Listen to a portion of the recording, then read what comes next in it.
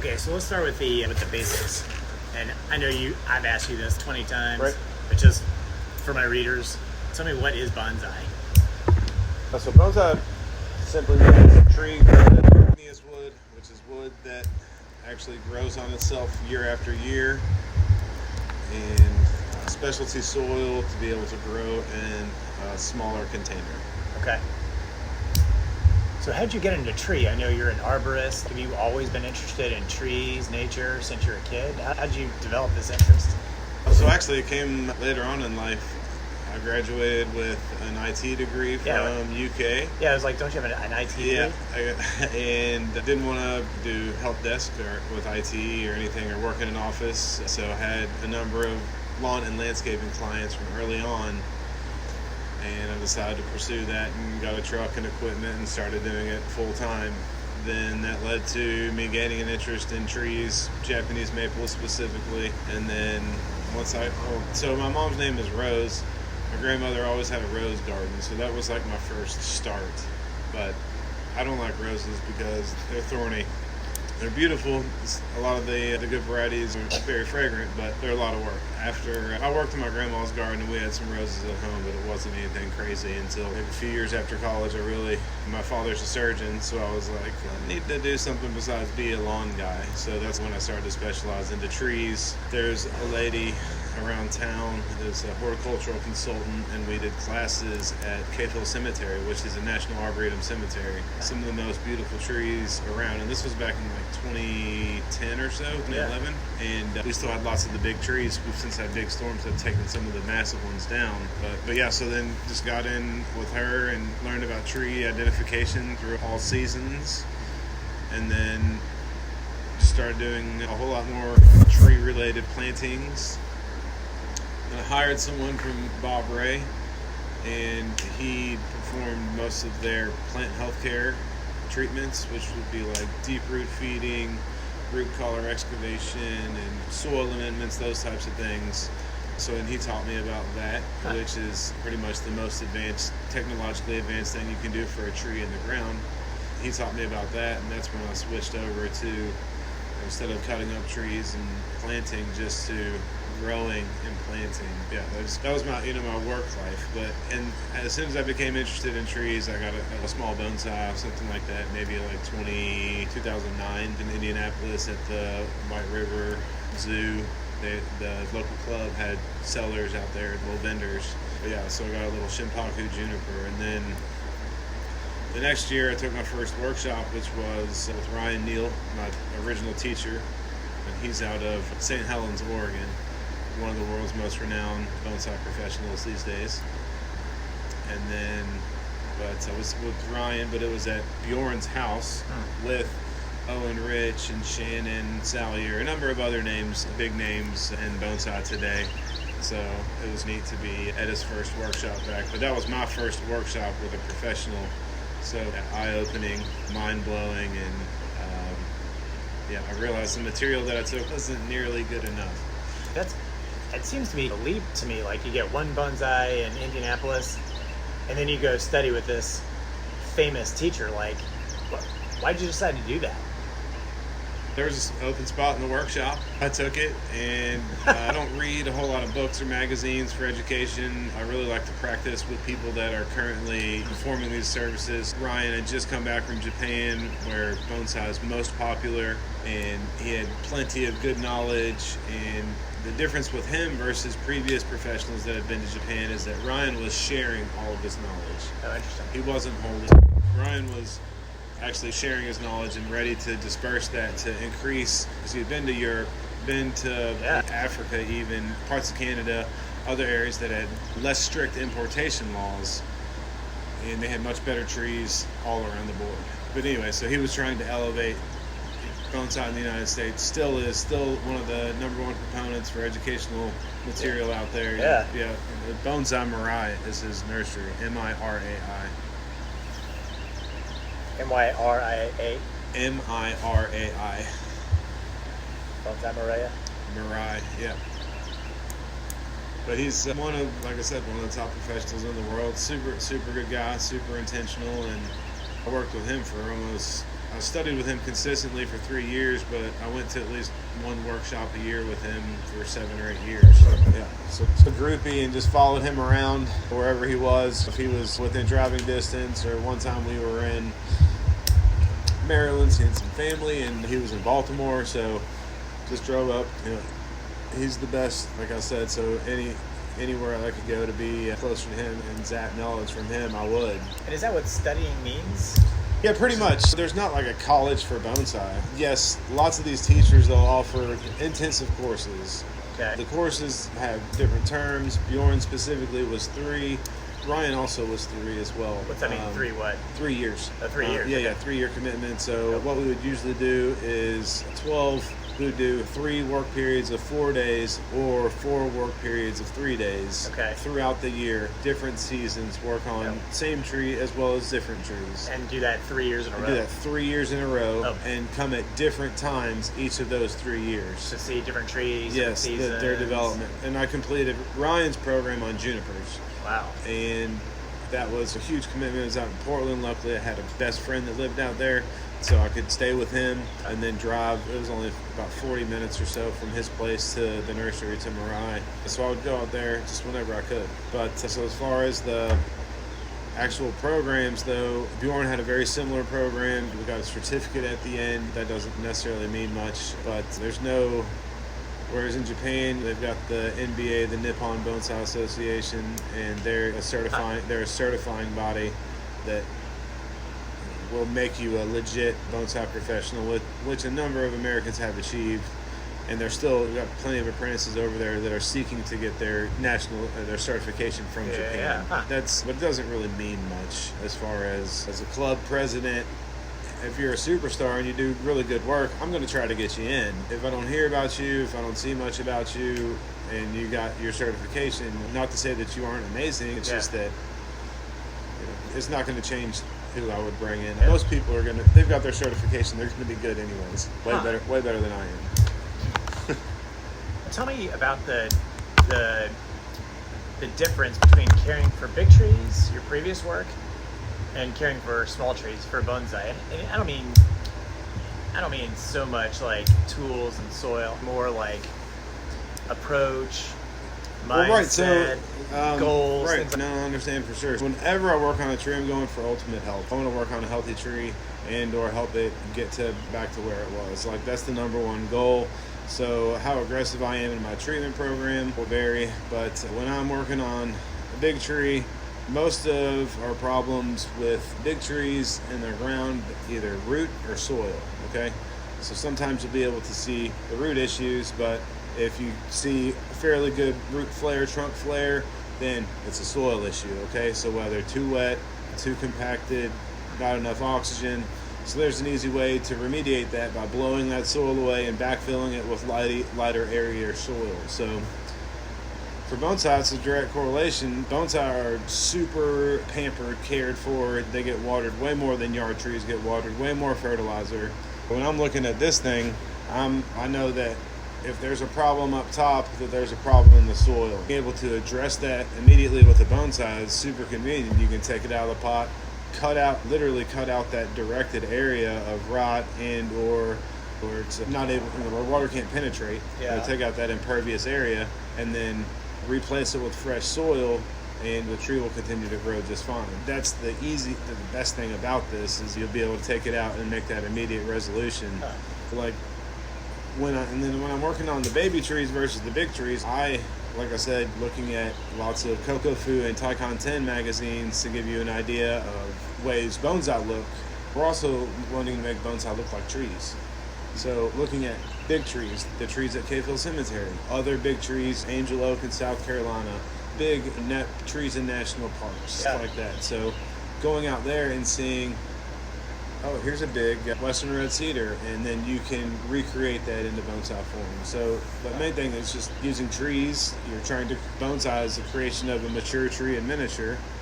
So we want to provide the scale and the same look as a tree. And yes, there's also manufactured, that's bonsai, just for more of a bonsai technique, bonsai style, but there's also more naturalistic style, and some artists like the more free-form, naturalistic, and some artists like the more contrived, lean look.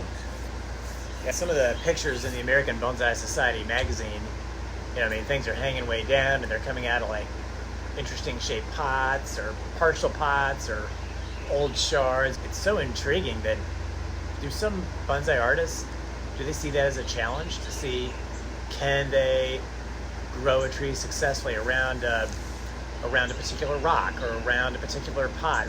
Or is it just part of the artist's vision? That's kind of, as we explore the art, we get into like growing over a rock, like you were saying, getting into a root over a rock project. Those usually aren't too difficult.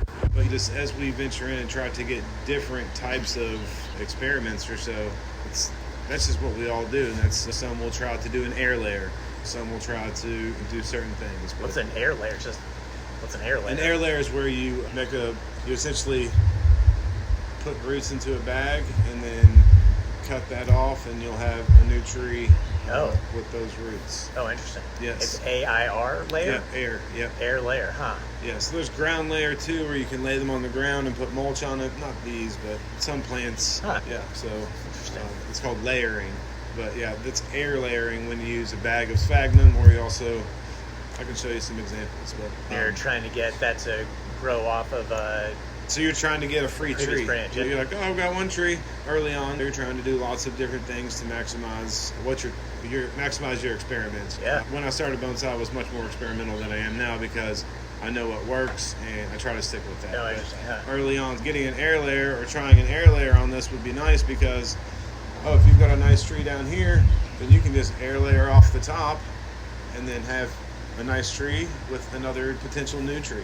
There's various experiments that we choose, and most people just struggle to like get off the starting blocks and grow a tree. And that's what I focus on with my students is just helping them learn plants in general, because they're not very easy, but if you don't have a lot of experience in the past with them, then they can be pretty difficult. Do you still study, or are you at a place where you are basically pushing your own limits of your knowledge and care? And it's not experimentation because, like you said, you know a lot of what works, what doesn't work. Or are you still training with Bjorn or training with Ryan or go to seminars? Like, how are you pushing your own knowledge, or is it just same principles in different trees and different situations now? So after studying with these professionals for so long, I do have an increased sense of confidence and abilities to create these trees and make them what I want. Yes, I'm always studying. Yes, I'm always going to seminars. Bjorn, unfortunately, just moved from Japan. He lived in Nashville, which was 3 hours away. Amazing, so yeah. Literally, like it was a godsend to the southeast. So he went away. My last class with him was in March. Where did he go? To Japan. Oh, he moved to Japan. Yeah. And is he coming back ever, or no? He'll come back to judge shows and stuff like that, but not to live. We also have teachers that come in for the Greater Louisville Bonsai Society. Yeah. And recently we did a Kusamono workshop. Was that the woman you invited me for? Yes, for sure. But she came in and we had a great turnout for that. And that was awesome? just, dude, it was sick. I'll show you some of the combinations. It was amazing. Far better than I could have ever anticipated. Plus, we had every single woman that was associated with the club, as well as new women sign up. That's awesome. That's what we're going for. Sometimes we'll have a general teacher that's just good with everything, but Young Cho is Kusamono focused. We'll at least go to one or two other nurseries a year as a club too. Check out some stuff, see what they have going on. Sometimes they'll put on a demonstration. With the club, we also have our annual show that's at the Waterfront Botanic Gardens. Which was amazing last year. That was like, my daughter and I love that. I'm already getting my tickets for this year. It was amazing. So it's going to be even better this year. Yeah. Now we've got semi-pro from from Chicago coming down, and he's going to do lots of workshops and all kinds of other good stuff.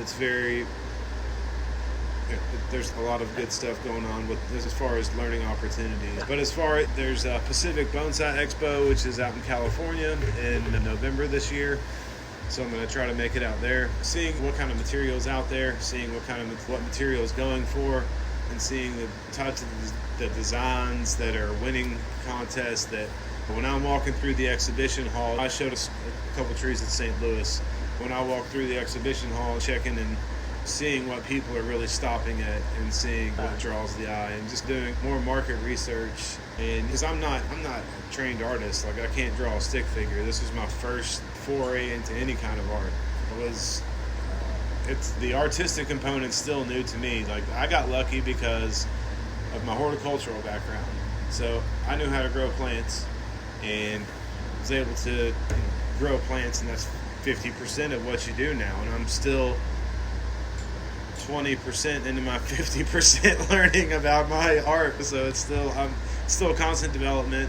Whenever there's an artist around that I can learn from, for sure I'll make myself available to go and spend time with that. And it's something that unfortunately I still have to ditch the family sometimes I gotta go away for 3 days for this 2-day conference. Yeah.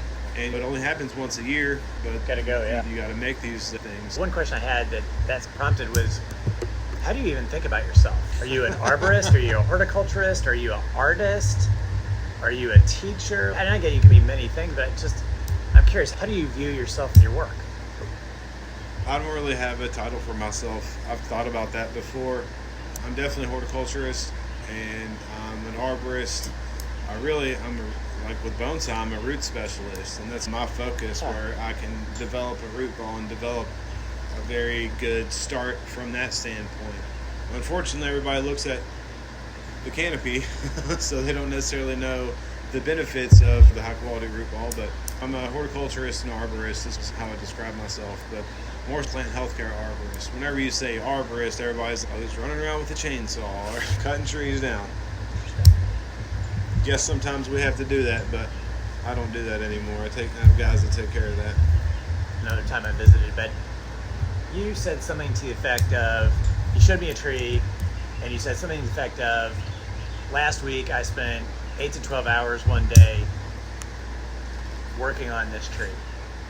And I find that so fascinating because our culture is 5 minutes on this, respond to an email, respond to a text, work out something with the wife about who picks up the kids, move. And the idea of focusing on one thing in front of you, no technology around except single-use technology, like your scissors, like the wire.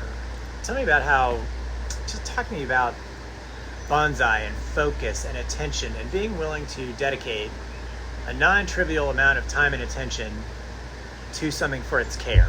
And I don't know, maybe that's a dumb question, but I'm just so interested in that. That's an intense question. I'm just trying to figure out how to start that off. So there's a lot of family neglect to get tree work done. I'm a glutton for pain as far as the extensiveness of my collection, and drives me to it is that we're predominantly an agrarian society. Everybody has gotten out of growing things. And I love when somebody says, I've got a black thumb, I can't grow anything. It's like you just have bad information.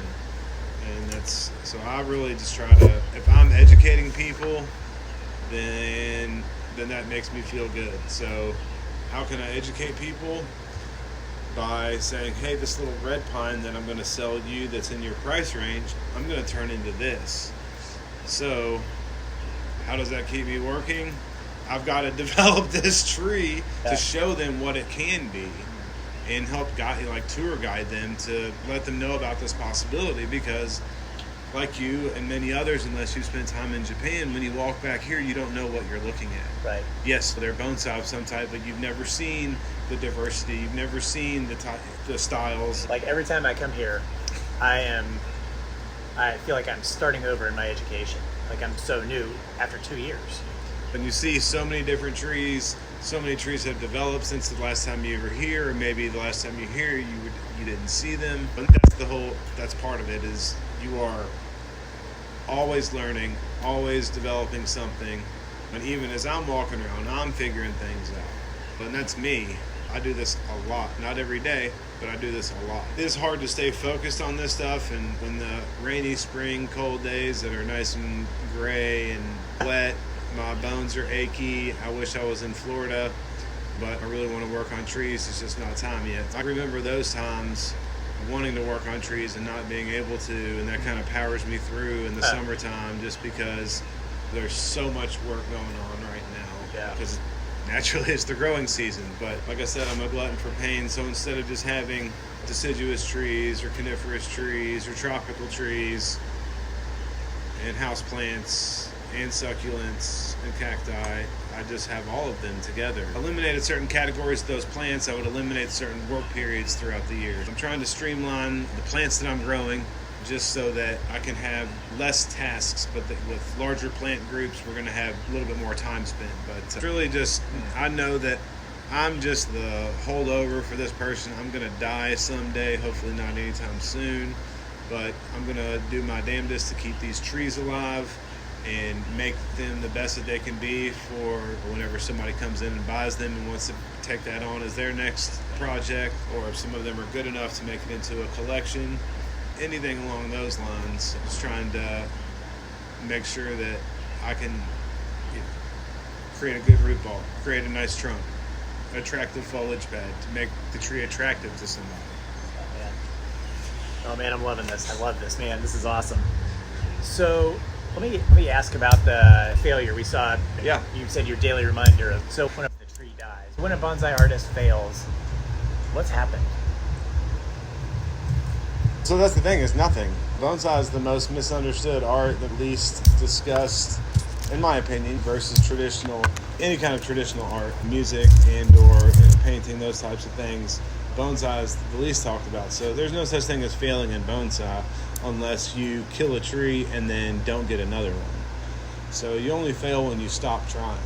We have failures throughout our process, and that's why I grow such a massive collection of trees, because if I were to lose one or two, that's not that big of a deal. Obviously, my big trees don't count, but with the smaller trees, losing a couple of smaller of those in production in between year 1 and 5, I've been watering them for 5 years, and it sucks that they died, but that's just part of it. And there's definitely failures along the way, insect infestation, fungal infestations.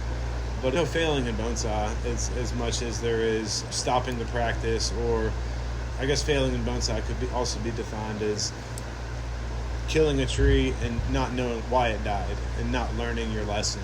And are there new lessons, or is it always overwatered, under fertilized? fertilized? Is it like 3 answers? So there's 6 options that it could be, and that's it.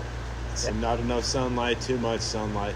Not enough water, too much water. Not enough fertilizer, too much fertilizer. And then otherwise, that's it. Or a combination of those. Yeah. And it's usually too much water, not enough sunlight. Too much water, not enough fertilizer. So too much water, not enough. Anyway, so it just depends. And of course, artists improve. My teaching has hopefully improved over the years as well. So I've been doing this hardcore really since post-COVID. We had a huge boom. Everybody was wanting to stay at home, and this was the perfect hobby. You could grow a tree at home. And luckily, I've been able to retain a lot of those customers. But bonsai was somewhat slow before then. I'm glad that it picked up. But so I've been doing classes and just refined my teaching process and what we talk about. So you mentioned you're an experiential learner. Yes. I am that in part. I'm also a book learner. Are there good bonsai books, or what's the best bonsai book? Or if I was a book learner and I wanted to learn something about bonsai, what's a good book or two? The Little Book of Bonsai, which is by Jonas Dupuy, Dupuich, but it's everywhere. Jonas is a really good guy. He's got a nice blog, Bonsai Tonight. I would check that out, Bonsai Tonight. And then, there's a couple of books out. I haven't read too many of them, simply because they're not relevant. Most of the books on bonsai came out in the late 70s, early 80s, 90s, and they simply don't have any relevance anymore because we use different materials. We can get the information so much faster via YouTube, via a qualified individual. There's billions of YouTube videos, like watching Ryan Neal videos or Bjorn Bjorholm videos. You can get the proper information immediately and then go dive into it from there. But Bonsai Empire is also a very nice, they're a worldwide platform. Ryan Neal, Bjorn, and Bonsai Empire pretty much have great material. They haven't written a lot of books. If you're into quirky books, Mike Hagerdorn, he's a Hagerdorn, but he's like Hawthorne Bonsai, but Crathagus. But he's written a couple books. I can't remember the names of them. It's about being an apprentice in Japan, but he's got a different writing style. It's pretty interesting. But yeah, those would be like good books that are relevant today. Yeah. And then things that are still relevant would be the Kokofu or the Taikon 10 show books from 1980. Any of them are great, but 1985 to newer, it's going to show a more contemporary design than they have. The 70s version, you're going to see more classical design. What do you find most rewarding about working with bonsai? I'm not necessarily looking for a deep, profound answer. Maybe it can be whatever. I'm trying to be deep. Yeah. It can be anything. No, I just something that I've created that I've spent my time on. I like hearing when people walk into the backyard and say, wow. And not only people, experienced bonsai professionals, practitioners, and I like that kind of hat on the back that I get in that regard. But my biggest thing is the education when somebody comes back and they've been here before, they come back, they bring their tree and is doing well. So I was looking for the type of education that I provide when I started, and I try to provide people things that I didn't have when I first got into bonsai. So like this nursery has grown. I've been keeping plants since at least 2013 in quantity. I've been keeping plants since 2013, but just the age, diversity, development, a lot of this nursery has matured greatly over the last few years and matured to a point where there's not a lot in the area that you can come and get something like this. Yeah. You would have to drive a number of hours to have the selection, have the quality of trees, and a number of pots available too. And just because you have to have everything, you got to have everything that you need. And there's just previously wasn't a whole lot around here, so that's why I'm in existence.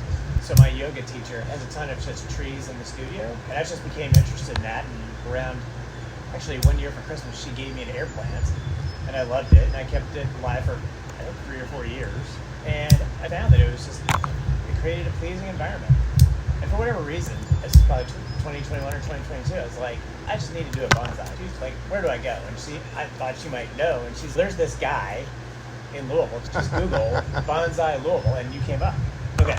Yeah, the shop is something that I'd like to potentially do in the future, but these trees just require constant care, so being able to live on site with them is pretty much the best thing possible. That's gotta be awesome. Yeah. And also, most other high-quality bonsai nurseries, which I would consider mine to be, they're in larger properties, but they're all live-in as well. Okay. Let me ask, and these may be woo-woo questions, so if you think these are dumb, feel free to answer them or whatever. I'm just curious. I'm going outside to my bonsai tree and she's saying, "Good morning, bonsai." That may sound so dumb, but I love that. And I'm just curious, does doing bonsai bring you peace? Do you think the trees feel you or your energy? Do they? Yeah, for sure. Do they respond? Yeah. Do they sense? I'm just curious. I don't know, that may be totally a stupid question, but I'm just curious about that stuff. I don't come out and ask them how they're doing or anything. I just look at them and they can tell me what's going on. As far as a relationship and stuff, certain trees I definitely have grown more fond of over the number of years of caring for them and seeing them develop and being brought back from near death or from a shaggy bush into a beautiful design. It's weird. Like I've got initially before it's still only a hobby business. I still only do this like 40% of the time, maybe 45% of the time. But once it became more of a business, trees are with me and I can touch them, feel them, all that. They decide to leave, that's on them. So I don't get too attached to them. Yeah. I try to provide the tree with my best care, and if you're a tree that's performing for me, I'm going to perform for you. Where if the tree dies, I'm not that upset about it initially. Obviously, I like to keep my nice trees around, but when I come back, I talk to Big Girl, I come in underneath her branches. What's up, girl? How you doing? A little butt tap. But all the other ones are pretty much I don't like to get that close to them. Interesting. Yeah. I've got a few trees that I'm close to, yes, but not as many as you might think. Tell me, just the last few questions, what has bonsai taught you about life, or how has it changed your life? Or maybe another way to think about the question is, What do you know about life because of bonsai that my readers who are not bonsai, who do not do bonsai, may not know, or may not consider, think about, or appreciate enough? Touching on what I just mentioned, impermanence. And that's taught me quite a bit of patience. With bonsai, you can't really get what you want in 1 season, 2 seasons, even 3 seasons. Really having the perseverance to stick with it and to make sure that these trees are going to get to where you want them to. It takes a lot. That's awesome. I mean, Perseverance, impermanence. it taught me obviously horticulture and more just how this is one of the closest connections that we can have to plants. So farmers, they might be close to their fields, plant their annual crop, but they're gone and it's dirt by the next season. But I've been carrying some trees in and outside of their winter areas, winter storage areas for over a decade now. Yeah. Yes, there's a bond that forms, and it's just it's nice knowing that if I do well and then I teach somebody else to do well, that these trees will live longer than both of us, than everybody. That's awesome. Last kind of question, my readers of the newsletter was reading this and said, wow, you've inspired me, I want to get involved in bonsai. What should they do? If they're in Louisville, I'd say call Russ, come take a class. It was awesome. But let's say you're not in Louisville. What do you do to get started? So I would go to either to Google and check out highly rated bonsai nurseries in your area. You could also contact your local club. There's usually a bonsai club within 50 miles of most big cities, if not multiple clubs. Or you could also look at there's an American Bonsai Society directory, and that directory has lists of nurseries in your area.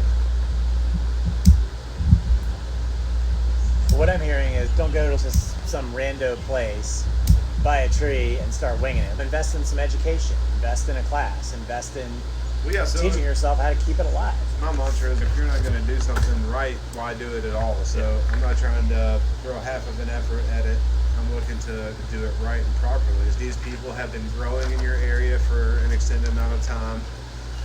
They probably had the same aspirations and the same experimental aspirations to try to learn this stuff, so they can help you out in your journey. Yes, you might pay a couple of bucks, but you're going to learn a whole lot more. But then if they're not local to any clubs or anything, they can use Mirai Live, Bonsai Mirai Live, and that's a subscription service. Or Bonsai-U. And those are both subscription services from Ryan and Bjorn.